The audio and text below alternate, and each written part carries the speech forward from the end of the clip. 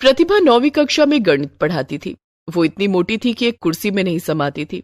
उसके लिए कुर्सी में बैठना मुश्किल हो जाता था। एक दिन प्रतिभा ने स्कूल के पियन को बुलाकर कहा, घनश्याम, इस कुर्सी के दोनों हाथ तोड़कर अलग कर दो। क्यों मैडम जी, क्या हुआ? इसके दोनों हाथ मुझे चुभते हैं, मुझे ठीक से बैठने नहीं देते।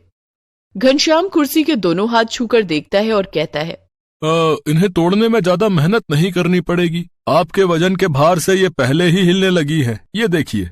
घनश्याम कुर्सी के दोनों हाथ हिलाकर प्रतिभा को दिखाता है और एक ही झटके में उन्हें तोड़ देता है। ये लीजिए मैडम जी, ये तो अलग हो गए। अब आपको परेशान नहीं करेंगे, आप आराम से बैठिए। घनश्याम ने इसलिए प्रतिभा की कुर्सी के दोनों हाथ तोड़कर अलग कर दिए थे ताकि प्रतिभा कुर्सी में समा सके। उस दिन जैसे ही वो क्लास में पहुंची, उसने देखा कि ब्लैक बोर्ड पर किसी बच्चे ने हम्टी डम्टी की तस्वीर बना दी थी। बच्चे उसे मजाक में हम्टी डम्टी मैडम कहकर उसका मजाक उड़ाते थे। ब्लैक बोर्ड पर हम्टी डम्टी की तस्वीर देखकर प्रतिभा भड़क जाती है। वो गुस्से में बोली, ये हम्टी डम्टी की तस्वीर किसने बनाई है? किसी बच्चे ने कोई जवाब नहीं दिया। प्रतिभा ने डस्टर से हम्टी डम्टी की तस्वीर मिटा दी। प्रतिभा जानती थी कि उसके मोटापे की वजह से बच्चे उसका बहुत मजाक उड़ाते हैं, लेकिन फिर भी वो अपना मोटापा कम नहीं कर पाती थी क्योंकि उसे खाने का बहुत शौक था। वो ज्यादातर फास्ट फूड खाया करती थी। स्कूल आने से पहले वो आलू के पराठे खाकर आती थी।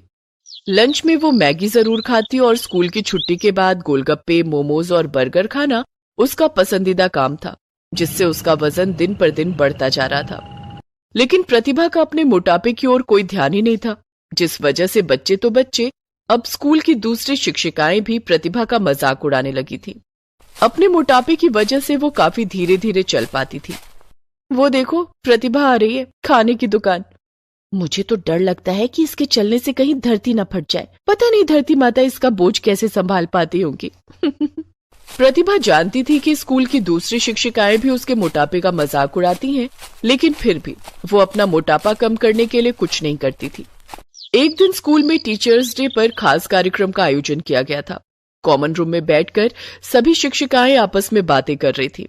मैं तो डिजाइनर साड़ी और पेंसिल हील सैंडल पहन कर आऊंगी। मैं तो लहंगा पहन कर आऊंगी और हाई हील पहनूंगी। सभी शिक्षिकाएं इस तरह से अपना लुक तैयार कर रही थी। प्रतिभा ने भी सोचा, मैं भी डिजाइनर साड़ी और पेंसिल हील सैंडल पहन कर आऊंगी, मैं भी इनकी तरह खूबसूरत दिखूंगी। हालांकि प्रतिभा ने न तो कभी डिजाइनर साड़ी पहनी थी और न ही पेंसिल हील सैंडल, लेकिन सुंदर दिखने की चाहत में उसने टीचर्स डे के दिन डिजाइनर साड़ी और पेंसिल हील सैंडल पहनने की ठान ली। उसी दिन शाम को वो बाजार जाकर अपने लिए डिजाइनर साड़ी और पेंसिल हील सैंडल खरीद लेती है और टीचर्स डे के दिन वो उन्हें पहनकर स्कूल जाती है। सभी बच्चे उस दिन स्टेज शो करते हैं और शो के बाद अनाउंस करते हैं कि आप सभी मैम से अनुरोध है कि आप सभी स्टेज पर आएं और रैंप वॉक करें। अनाउंसमेंट सुनकर सभी शिक्षिकाएं स्टेज पर आ जाती हैं। प्रतिभा भी स्टेज पर आती है। सभी शिक्षिकाएं रैंप पर कैटवॉक करने लगती हैं, लेकिन प्रतिभा जब कैटवॉक करने लगती है तो वो अपने मोटापे के कारण हाई हील सैंडल नहीं संभाल पाती है और स्टेज पर धड़ाम से गिर जाती है। ये सब देखकर सभी बच्चे जोर जोर से हंसने लगते हैं। प्रतिभा को बहुत बुरा लगता है। तब स्कूल की प्रिंसिपल प्रतिभा को उठाती है और सभी बच्चों को डांट कर चुप करा देती हैं। दूसरे दिन प्रतिभा जब स्कूल आती है और बच्चों को पढ़ाने के लिए क्लासरूम में जाती है तो देखती है कि किसी बच्चे ने ब्लैक बोर्ड पर हम्टी डम्टी की तस्वीर बनाई थी जो कि जमीन पर गिरा हुआ था। वो समझ जाती है कि बच्चे उसी का मजाक उड़ा रहे हैं। उस दिन तो हद ही हो गई। किसी बच्चे ने गोदाम में पड़ी पुरानी कुर्सी लाकर प्रतिभा के टेबल के पास रख दी। प्रतिभा जैसे ही कुर्सी पर बैठी, कुर्सी टूट गई और प्रतिभा फिर से जमीन पर गिर गई। इस बार उसे ज्यादा ही चोट लग गई थी। वो दर्द के मारे चीखने लगी। उसकी आवाज सुनकर स्कूल का पियोन घनश्याम दौड़ कर आया। क्या हुआ मैडम जी, आपको चोट तो नहीं लगी? मैं उठ नहीं पा रही हूँ, मेरी कमर में बहुत दर्द हो रहा है। घनश्याम ने सहारा देकर प्रतिभा को उठाने की कोशिश की, लेकिन ज्यादा भार होने के कारण वो प्रतिभा को नहीं उठा पाया। उसने आवाज लगाकर दूसरे पियोन को भी बुलाया। अरे रमेश, सुरेश, बिज्जू, अरे जल्दी से 9वीं कक्षा में आओ। अरे प्रतिभा मैडम को चोट लग गई है। सभी भागकर 9वीं कक्षा में आए। चारों ने मिलकर प्रतिभा को उठाया, तब कहीं प्रतिभा उठ पाई, लेकिन वो चल नहीं पा रही थी और उसे काफी दर्द भी हो रहा था। स्कूल की प्रिंसिपल ने फोन करके एम्बुलेंस बुलाया और प्रतिभा को अस्पताल लेकर गई। अस्पताल में इनकी कमर की हड्डी में हेयर लाइन क्रैक आ गया है। काफी वजन होने के कारण उसे ठीक होने में टाइम लगेगा। इन्हें अभी 1 महीने तक बेड रेस्ट की जरूरत है। Okay doctor.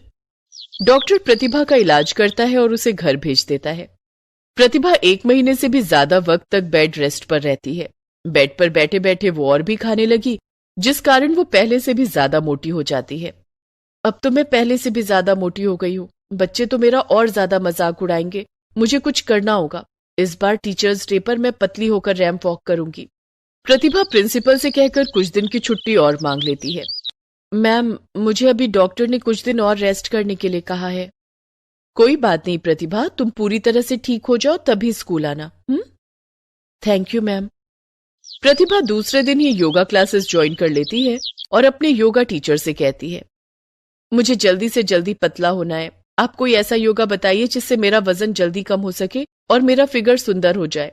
बिल्कुल मैम, मैं आपको वैसा ही योग बताऊंगा जिससे आपका वजन जल्दी कम हो जाएगा, लेकिन साथ में आपको अपनी डाइट पर भी कंट्रोल करना होगा।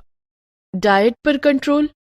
देखिए, अगर आप अपनी डाइट पर कंट्रोल नहीं करेंगी तो योग करने से भी ज्यादा फायदा नहीं होगा। अगर आपको अपना फिगर फिल्मी एक्ट्रेस की तरह बनाना है तो आपको कंट्रोल डाइट ही लेनी होगी।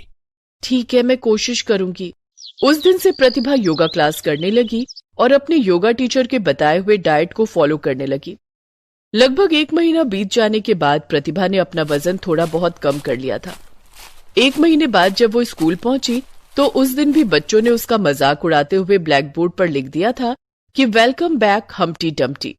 प्रतिभा ने कुछ नहीं कहा, सिर्फ अपने आप से बोली, बहुत जल्द मेरे सर से हम्टी डम्टी का टैग भी हट जाएगा। अब प्रतिभा पहले से ज्यादा मेहनत करने लगी। वो स्कूल आने से पहले सुबह 5 बजे उठकर जॉगिंग करती और खाने में ओट्स, सूखी रोटी और हरी सब्जियां और दाल का पानी लेती। फास्ट फूड को उसने बाय बाय बोल दिया था। एक दिन स्कूल खत्म होने के बाद गोलगप्पे वाले ने उसे आवाज लगाई, अरे प्रतिभा मैडम। हाँ भैया, बोलो कैसे हो? मैं तो ठीक हूँ मैडम, लेकिन लगता है आप हमारी दुकान का रास्ता ही भूल गई है। आजकल गोलगप्पे खाने नहीं आती। हाँ भैया, अब मैंने ये सब खाना छोड़ दिया है। मैगी के स्टॉल लगाने वाले भैया ने भी कहा, प्रतिभा मैडम, मैगी से कोई नाराजगी हो गई क्या? नहीं भैया, मैगी से कोई नाराजगी नहीं है, बस अपना वजन थोड़ा कम करना है। मोमो वाला भी प्रतिभा की ओर टकटकी लगाए देखते रहता है, लेकिन प्रतिभा ने अब ये सब खाना छोड़ दिया था। अब स्कूल की छुट्टी होते ही प्रतिभा सीधे योगा क्लास पहुंच जाती और योगा करती। कुछ दिनों के बाद स्कूल में गर्मियों की छुट्टियां हो गई। वजन कम करने के लिए मुझे अब और वक्त मिल गया है। इस 1.5 महीने में मैं अपना वजन काफी घटा लूंगी। गर्मी की छुट्टियों में प्रतिभा ने खूब पसीने बहाए और खूब जॉगिंग की, रनिंग की और योगा किया। वजन घटाने के लिए वो घर में झाड़ू पोछा भी खुद करने लगी। 1.5 महीने के बाद जब स्कूल खुला तो सभी बच्चे, शिक्षिकाएं और प्रिंसिपल सभी प्रतिभा का फिगर देखकर हैरान थे। प्रतिभा काफी पतली हो गई थी, या यूं कहें कि वो कामिनी काया की मालकिन हो गई थी। बच्चों ने ब्लैक बोर्ड पर बनाई हुई हम्टी डम्टी की तस्वीर मिटा दी। प्रतिभा के लिए अब नई कुर्सी आई जिसमें कुर्सी के दोनों हाथ सही सलामत थे। लगभग 1.5 महीने के बाद फिर से टीचर्स डे का दिन आ गया। इस बार भी स्कूल में कार्यक्रम था। इस बार भी प्रतिभा ने डिजाइनर साड़ी और पेंसिल हील की सैंडल पहनी थी, लेकिन इस बार वो सबसे सुंदर लग रही थी। अब वो पहले की तरह धीरे धीरे नहीं चलती थी। पेंसिल हील में उसने स्टेज पर कैट वॉक किया, जिसे देखकर सभी बच्चे मंत्रमुग्ध हो गए। प्रतिभा को बेस्ट ब्यूटीफुल फिगर का अवार्ड भी दिया गया। बच्चों ने प्रतिभा से माफी भी मांगी। प्रतिभा ने सभी बच्चों को गले से लगा लिया और हंसते हुए बोली, वैसे हम्टी डम्टी भी बुरा नाम नहीं है। सभी बच्चे हंसने लगे।